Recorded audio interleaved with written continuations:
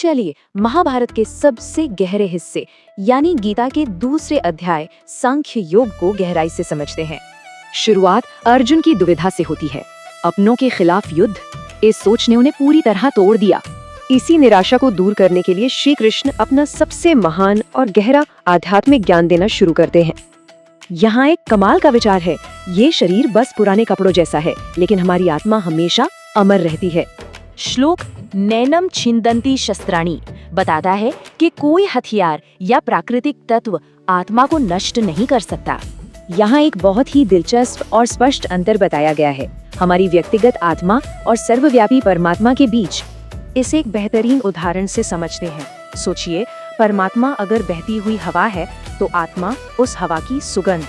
लेखक साफ बताते हैं कि कुछ अनुवादों ने सर्वव्यापी होने का ये गुण गलती से आत्मा को दे दिया है।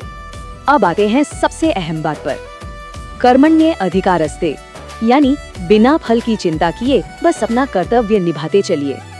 बिल्कुल, यही तो कर्म योग है, जहाँ इंसान जीत हार या सुख दुख की परवाह किए बिना सिर्फ अपना कर्म करता है।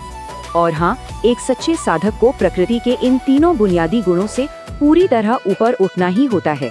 यहाँ एक कमाल का रूपक है, सांसारिक लाभ एक छोटे सूखते तालाब जैसे हैं और परमात्मा एक विशाल अंतहीन जलाशय। तो मन में सवाल आता है, स्थित प्रज्ञ यानी एक स्थिर बुद्धि वाले व्यक्ति का व्यवहार असल में कैसा होता है? ऐसा व्यक्ति ईश्वर की इच्छा पर पूरा भरोसा रखता है और मोह, डर या गुस्से से बिल्कुल आजाद रहता है। अब परम शांति कैसे मिलेगी? लेखक कहते हैं कि इसका सबसे पहला और जरूरी कदम है एक सच्चे गुरु की खोज। सतलोक नाम की यह अंतिम अवस्था जन्म मृत्यु के इस दर्दनाक चक्र को हमेशा के लिए खत्म कर देती है। तो चलते चलते एक सवाल, अगर आत्मा अमर है तो क्या हमारे ये रोजमर्रा के मोह माया सिर्फ एक भ्रम नहीं है?